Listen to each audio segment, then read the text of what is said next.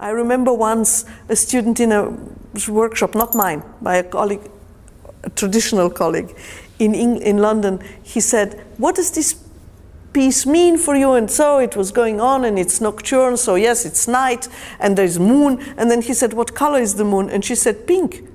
And he said, no, that can't be. The moon is never pink. And he completely ruined it for her. If he had followed her image, her vision of a pink-colored moon, he would probably bring her to the point where she would play much better.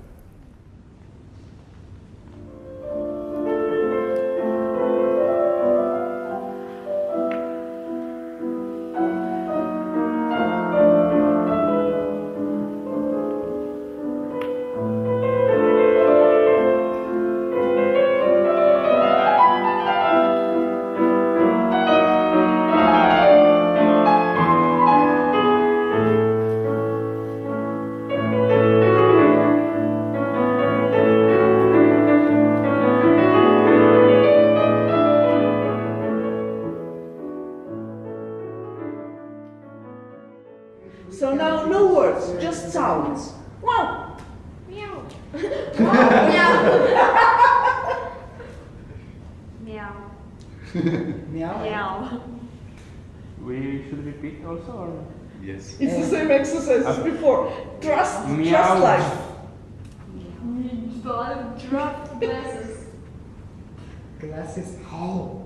How mouse. Mouse is a word, it's not a sound. Ah, okay, sorry. Now, okay, isn't that funny? This is so easy when you watch it. I say, why can't they do it? When you're doing it, it's not so easy. And now, can you imagine? And we play Beethoven sonatas and Chopin scherzos. How difficult is that? Oh, God. Yeah, oh God. So make a sound and send it to me. Beep, beep. Wow. Wow. Cuckoo. Cuckoo. So. So, boom.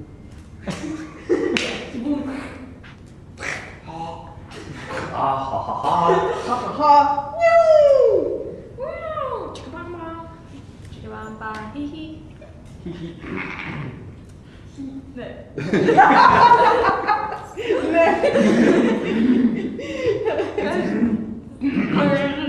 Go on. Ow. Ow. Mm-hmm. Mm-hmm.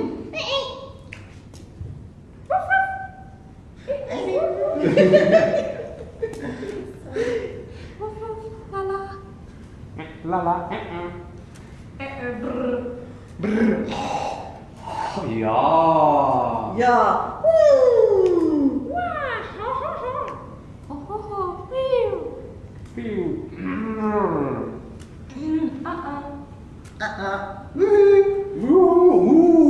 Woo. Thank you.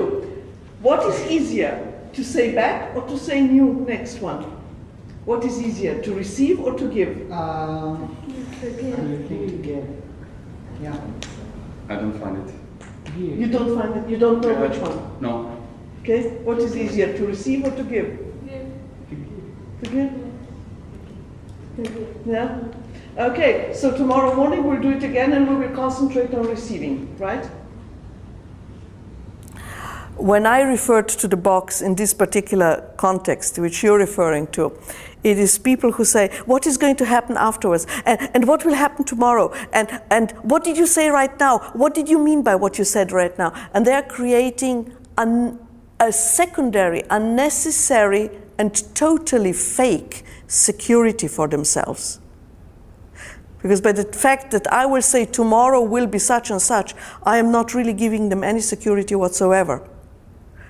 It is fake. That's the best word I can say.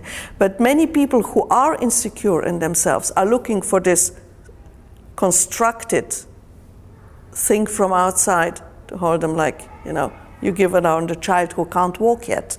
You give him the little, I don't know what it's called in English, in Slovenian stajca, you know, where the little walking area with the fence around it. Once they can walk, they don't need that, because the security of managing the body comes from inside. And we had 2 instances in individual sessions here where I have said to one student, you will need to get at your bone structure, to get contact with your bone structure in order to have security. So it's a kind of different thing. That's just a symbolic way of saying, but we strictly speaking, we do have an awareness not just of our skin or of our muscles, if we now talk about the body, because body awareness is part of the overall structure of our psychophysical organism, because we are physical, we are not just spirit. And there are some people who walk around without being aware that they have a bone structure. So they start holding their body, that's also a box already. They start holding the body with their muscles. So they say, oh, I'm so tense. And then they relax, and then they are like dolls without, any structure, as you say. But by now putting all kinds of things around them, let's say if you put them into a plaster, that would not help regain strength of their real body structure. And the same somehow I feel is also with the mind soul, with the emotional makeup we have. You see, we all do in relaxation, I'm relaxing. You're not relaxing if you're doing this because you're using your muscles. You're tensing up your muscles, I'm relaxing. That is just stress. Bring your focus on softening your muscles. This was just me showing you, how free you can feel there when you stand correctly. Now you will say, while we're doing this, we're sitting down at the piano. But by standing this way, you teach your pelvic structure to behave better. So just imagine you're going with one knee forward and come back. Now with the other knee forward, which takes, of course, no nates. I didn't say anything about the shoulder. Just knee forward. No? And knee forward with the hip. No sideways movement on the top. That's better. It's coming. Don't be afraid. You're afraid that something is going to happen. Risk it. Be afraid, but risk it. In that sense, don't be afraid. You see, very often we say, don't be afraid. That we cannot order. But what I mean when I use this shortcut, don't be afraid, I mean, do not allow your fear to prevent you from doing what we are doing or what you want to do. That's the difference, isn't it? Hardly any one of us is really in their center. Maybe the yogis and maybe the Tibetan monks are those wise persons. But we can get closer to the center, and the closer to the center, what we call center, it's only a word, closer to this deep inside feeling of this is really me, the more we can radiate the structure we need from inside out. So that way maybe is the contrary of the box. And no, by taking the box away, that might create a temporary confusion, insecurity, which is there anyway, but now they become aware of it. And these are extremely good states because they become unmasked. Like we had today in the workshop, we had people who faced their fear, who faced their pain. I didn't tell them you're afraid. I didn't say you are in pain. They found it by themselves, by traveling inside. And they traveled inside with all this, the rest, what we do, the breathing exercises, the listening to the meditative music and everything, in such a way that they could face it and accept it. And that is the first platform from which they can then progress or maybe even integrate these so-called negative feelings. Marina taught us that there is no things that are bad or good. In every bad thing there is something good, and every good thing is something bad. And we learned that even if you play a certain piece for 1,000 times, there's no chance that you can play it even 2 times to exactly the same. 2 days ago we wrote all those different feelings and moods. And then we had no time to do anything about it yet. Here in the meditations you are exploring and accessing true feelings which are embedded in your inner self. We access things which we cannot access in everyday life. And it looks like that is usually pain, sadness. That's why very often suddenly the flood opens and we can cry finally, because outside there in the world we don't. But sometimes for some people it's the other way. Suddenly they make contact with joy, which we would say, oh, joy is easy. It's not for all people. And so they come in touch with something which is deep inside them. That is one way we work. It's great. But as artists, when we will then go and play a concert, we cannot cry on the stage. That is a bad artist who cries emotionally on the stage. Bad. It's not really presenting then the art as such. With the actors, it's the same. They cannot really cry on the stage. So we have the memory, we have the store of all the human feelings inside us. And we can, let's call it now, in an artistic way, we can recreate them whenever. And that's what I wanted to do with those things we wrote down. I want each of you to choose one, and we will express them from memory, just express them as, again, as dance and improvisation. So we have hopelessness, sadness, tiredness, joy, happiness, and confidence. Right.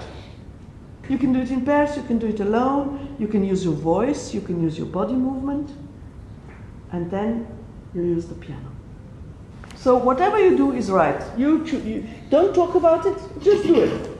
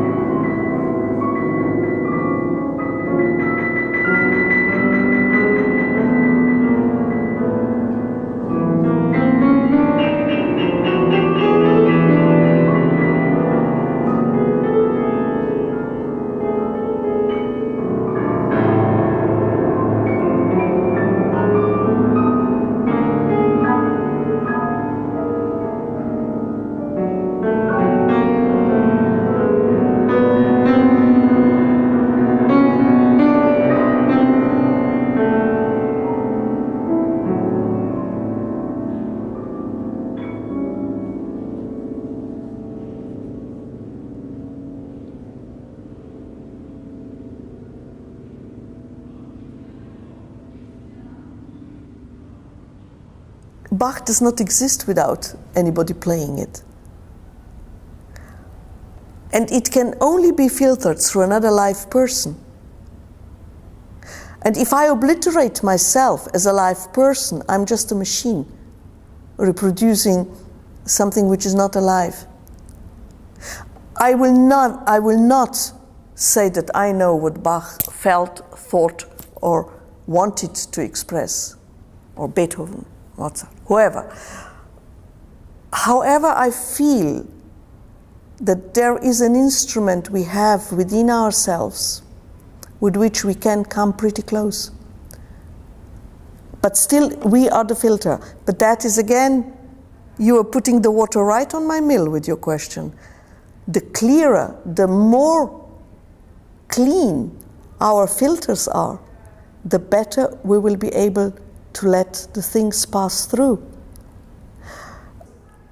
Apart from studying, of course, both history and practice of performance as it was, and learning how to read the scores, which is quite a complicated and tricky business, because just because you can read notes doesn't mean you're reading well. Like, if you know the alphabet, it doesn't mean you will read all the languages well.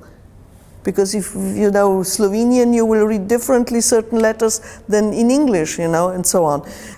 It's similar, but even more complicated with notes and all the signs which go with the notes.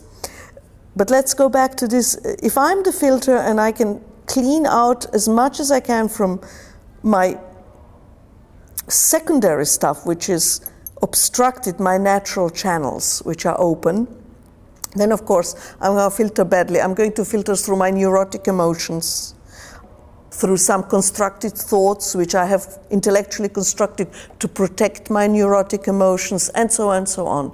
So there can be a lot of mess happening there, you know. We see, for instance, that very clearly in people who have, let's say, a love deficit from their childhood. Their playing will often be very sentimental because they are not carrying what we call it romantic, sometimes we call it very expressive music. Let's call it real lyrical expression, is not carried by feeling of love, but it's carried by feeling of lack of love. And that always sounds like a cry, and the cry is always too big. And it sounds, give me love, not look at me, I'm giving you something. And that will result, in terms of how we use this word, like in an over-sentimental playing, for instance. And there's another thing, very often people play and it's acceptable to say, oh, he has such a temperament. But if you listen closely to many of the people who have the reputation of playing with so much temperament, there's aggression, not temperament, whatever temperament means. But it's this aliveness, you know, like exuberant and so on. But it's not that, it's aggression. And the difference between exuberance, temperament, and aggression is that one is life-enhancing, supporting, and the other one is life-destroying.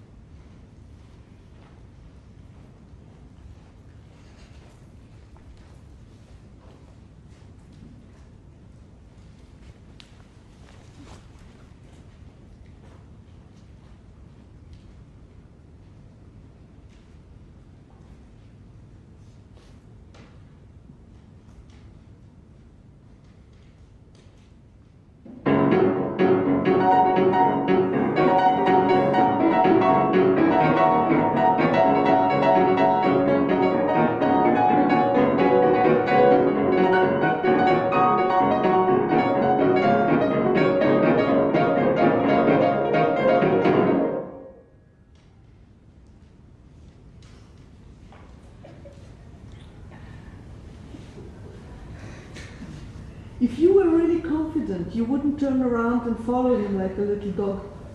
You would go your own way around. I didn't know what to do. I know. Yeah, Yeah. So that teaches you something, that confidence is not all that easy. We can it's fake. very hard. It's very hard. That's why you decided on that word. You can fake it up to a point. Fake. The punariena. But once you do it in such an easy exercise as this, you suddenly realize, oh my, you know, I'm following him. Where is my confidence? Yeah, but I felt like I have confidence to my partner, so yes, that part of confidence you had. I thought if I That's yes. yes That's trust. I thought if I would go away, then I wouldn't trust him. That's very good start for you. That's excellent start for you. Because when you said confidence, I was more connected to self-confidence. Yes. Yeah, but and that is eventually where we have to get to, because we can never. Also, trust into other people has to be placed inside ourselves. Yeah, I was also thinking. But that is very good what you said, and particularly for you, that's really fine to have this feeling, I can trust somebody else. Without asking where you are going, why you are going this way. You just went with you. Yeah, that's very positive side of this. And how was the playing? Was wonderful. It was full of joy as well. Yeah, I was laughing all the time even we were walking. I didn't have some forms of what I expect. I just said, let's see what will happen. But the workshops really met my expectations, because I'm started to getting things that I wanted to get, the things which I wanted to solve within myself. Well, the thing that students may get wrong from this is that Marina is selling some kind of formula that says you don't need to practice, you just relax and everything is just going to work. That's not going to happen. That's period. So besides the workshop, she's definitely using a different method. She's going from inside out, not the other way around, and building some kind of confidence, not some kind of like confidence, the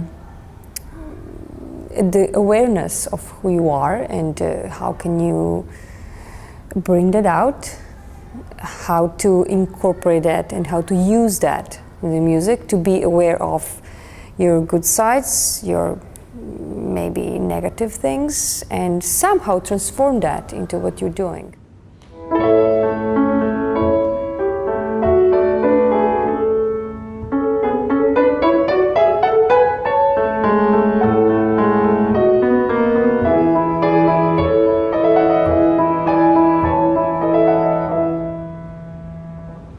You play it very softly and very gently, and this is a misunderstanding we often have around Mozart. You see, why we have this misunderstanding is because after Mozart was Beethoven is famous, and it's a big music, or big symphonies, and also he has many tender places, but we think again about Beethoven always like this face, you know, like this, and the Fate Symphony, and I don't know what. And then if you forgot in Beethoven that he can be very tender and very gentle. But in Mozart it's the other way around. We know, oh, it's also nice and early classics, we call it, and then you forgot that sometimes it's really, that he just bangs also with the fist on the table and has a glass of wine. Yeah? And so also, then if we go too tender with this gentle, like a little flower kind of playing, it becomes like just a girlish thing. You are a girl, I'm a woman, but still we have to also to play like men sometimes. And I think that you should allow yourself to play much more energetically. You can have a big cactus or you can have a small cactus, but just because it is a small cactus, it will not become a violet flower. You know, it will still be a cactus, prickly, just smaller. Now think of it that way. Hmm?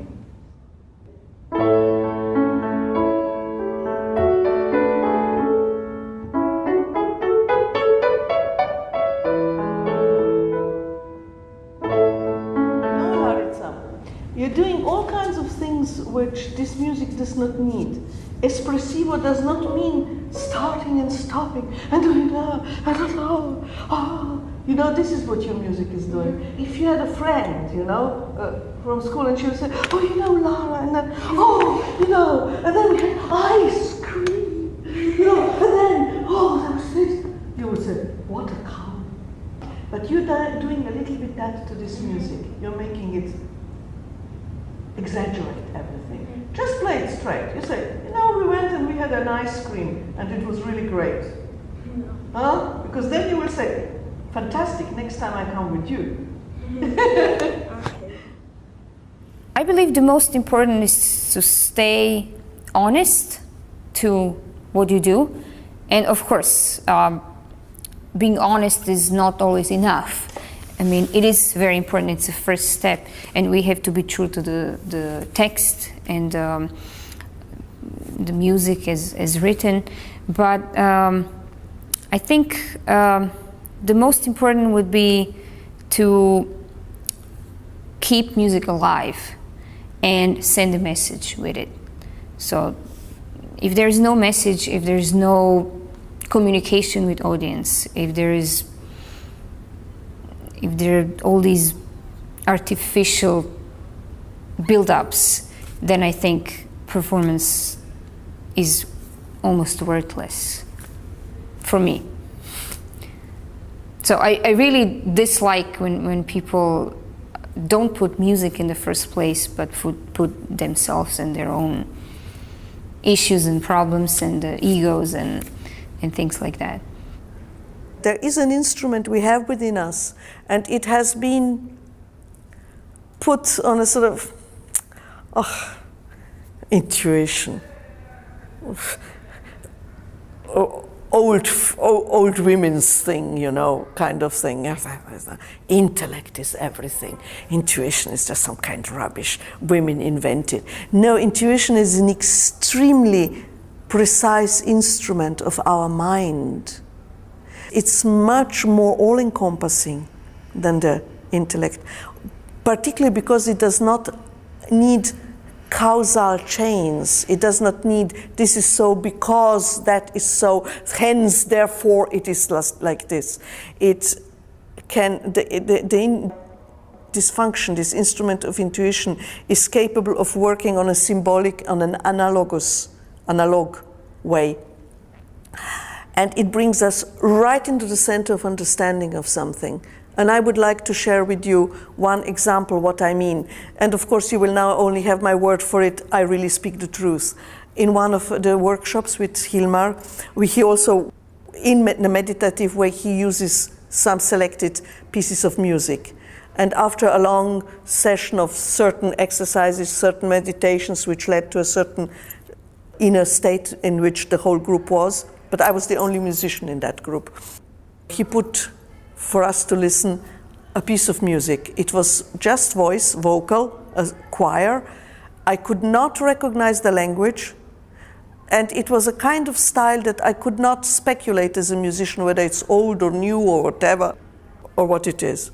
So I needed some discipline to say, stop being a musician. Just do the exercise. Just listen. And after a while, listening to that, I found myself in a vision, or maybe a thought vision. I felt that in the vision I'm lifted off the ground. I was not really, I was sitting on the floor, but I felt I was lifted off the ground, and from the center of me there was a source of light, and the light white light exploded out of me in all directions. When the music finished, we asked him what that was, and he said, this is a piece by the English composer John Tavener, and the title of the piece is Icon of Light. Then I went to buy the record and read the text which was inside, and it explained that the composer has used a Gnostic text, Greek Gnostic text. I don't know which century, I think 3rd or something. I'm inventing now, I'm approximating. I also forgot the mystic, the Gnostic who wrote that. I don't know his name anymore. But the text which was in there was actually precisely, word for word, the vision I had. And that was the inspiration of the composer on which he wrote the piece. So that was my first contact, really deep contact with this instrument, intuitive instrument of directly linking into. I had it another time later on. It was much more funny, but it was nearly the same. I was in a concert hall and I said, what is this pine tree smell in this concert hall? This is ridiculous. There can be no pines in a concert hall. And I was thinking maybe somebody has a perfume. I was going, nobody had it, but it was there. And the composition was by a friend of mine. And I said, what was the inspiration of this piece? Oh, he said, it's a funny story. A friend of mine, a painter, gave me a painting, and then I exchanged for the painting. I wrote him this piece inspired by the painting.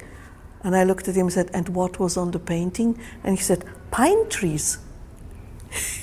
So you see, we are extremely close. I don't have it every day, but it happens. Also, when I practice my own pieces, which I play in concert, I trust this more and more. When a most weird thought comes to me, I just follow it. I trust it, because I know it's going to bring me somewhere, like a dream. And I wrote once, just out of practicing. I didn't write it. I was no time. I just switched on the Walkman and I recorded it, a poem, which just came out of me, I don't know how, when I was playing by our Slovenian composer Marian Lipovšek, the sonata, the second movement, the slow movement. And I read that poem to him. And he said, yes, something like that. So he acknowledged also that I was quite close to what he wanted to express. So this is maybe the best answer I can give you, although I spoke about myself, but my own experience is maybe the closest to me.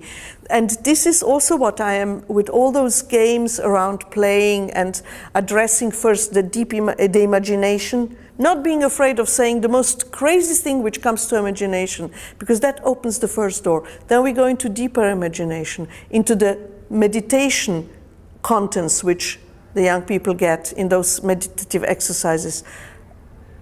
And this actually opens this gate of intuition and inspiration, as we call it. And it can be different things for different people. As there was a lot of deep work with the meditations that we do today, a day without a deep meditation, a little bit lighter, so that you can absorb all the things that were happening, and maybe we have more possibility to transform things you are accessing into expression of music also. Be it pain, fear, struggle, mother, family, grandfather, all these very deep connections you had, let them still work inside. And if any one of you needs to talk about it, we can do that individually, not in the group, if anybody feels the need to talk more. And anyway, things that are real for us, that we really make a connection with, they start working by themselves inside us, they progress, they continue finding solutions, although we do not constantly think intellectually about it.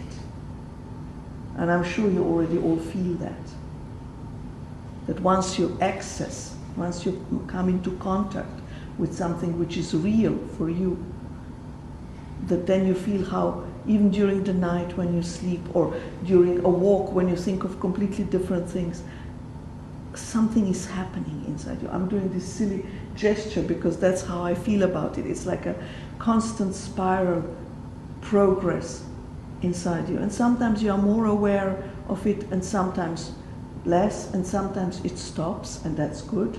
Even when you want to resolve some, let's say, difficulties or some old things which need to be resolved, there has to be time again to regain or to gather new energy in the soul. And at that time, nothing will continue in the progress. It's like a plateau, a standstill on the road.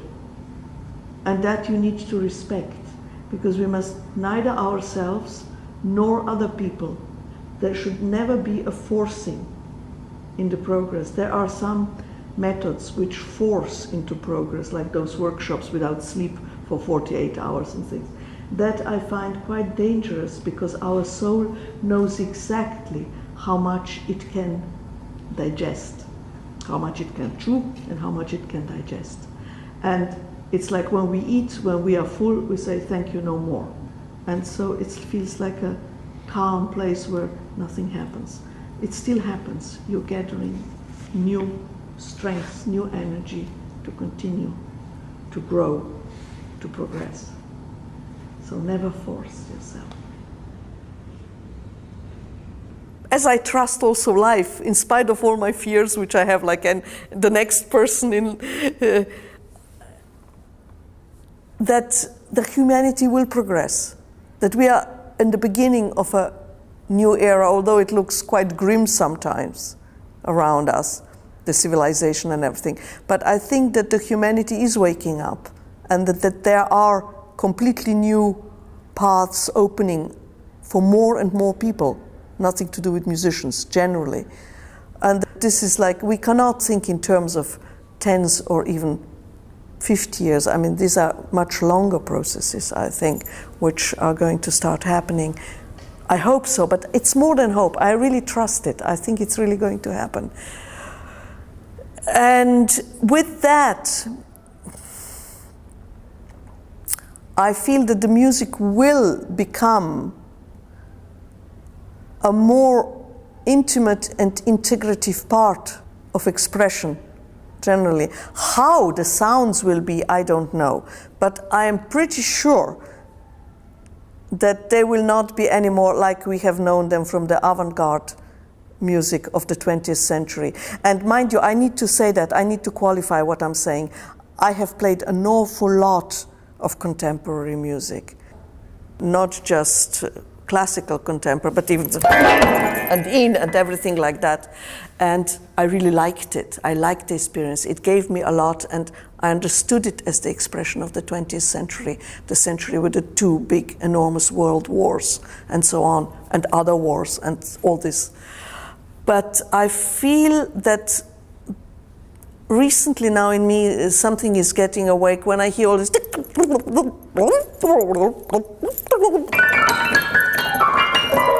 It suddenly gives me the feeling, does it really mean anything anymore?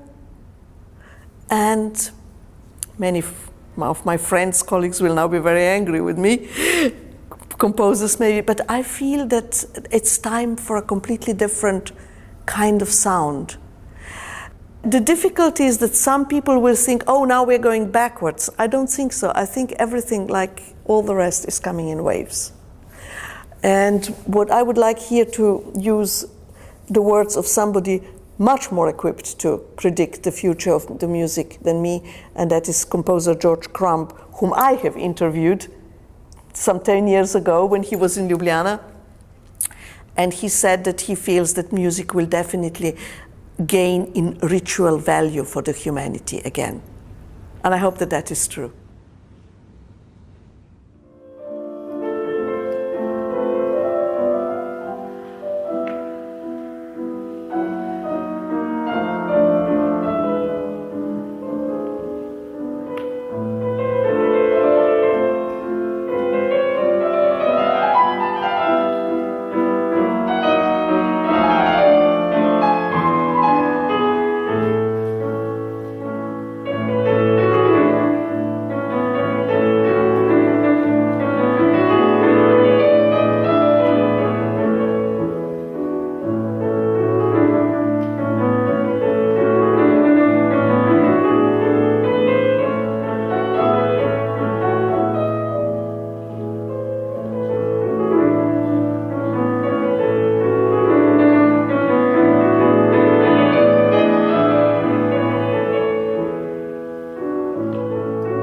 It's a pity I don't have my book with me, so I don't know my own poems from memory. But in one of them I said, in Slovenian, so this is going to be free translation, I am changing every day like a kaleidoscope, which just a little move already completely changes the picture. And what I was yesterday, I am no more today. And as I go on my lonely path, I do not recognize myself anymore as I encounter myself tomorrow.